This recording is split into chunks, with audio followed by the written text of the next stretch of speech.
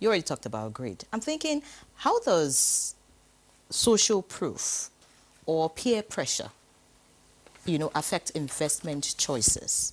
Because I mean, for the different schemes that have failed, I mean, there's just usually a certain group of people. Now, there are some schemes you find maybe civil servants there. There are some others you go, you find maybe artisans mostly and all of that. And then, like Mr. Idris was trying to say, maybe the Gen Zs and the rest.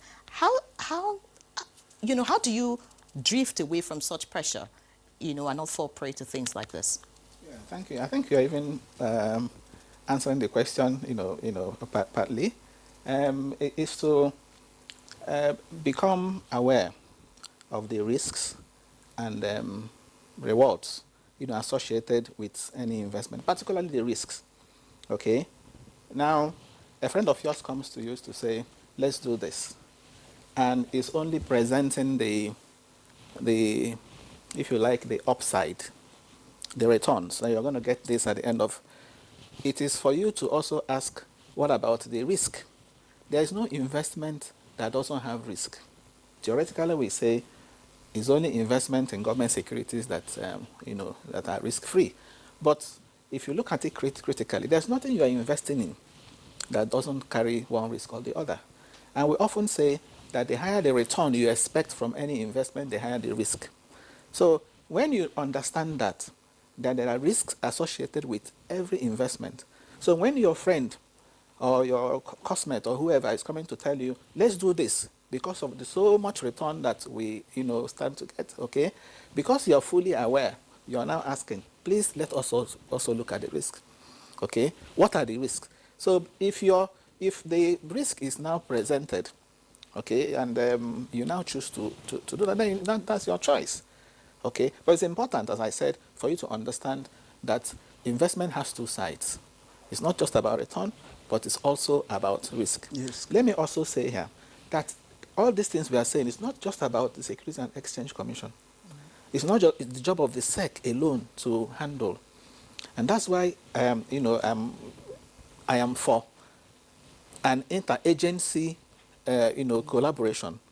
Not just the Securities and Exchange Commission, but also involving, say, the EFCC, for example. CBN. Of course, EFCC is even in a better position to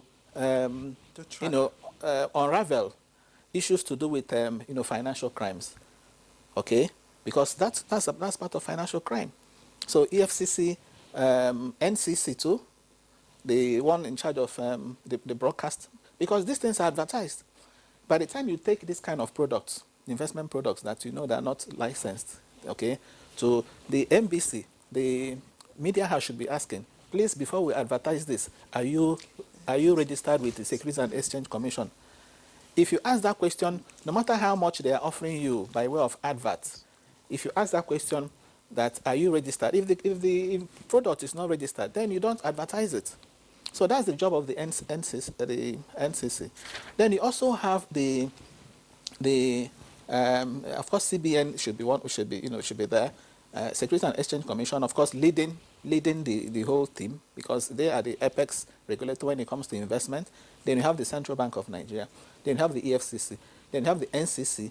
Then you have the NICDA, the National Information Technology, because they are in charge, because most of these things are now technology enabled, crypto enabled. Okay, so when you have all of them on the table, like form of a task force, for example, that's when you can talk about effective surveillance. All right, it's not what the SEC alone can do.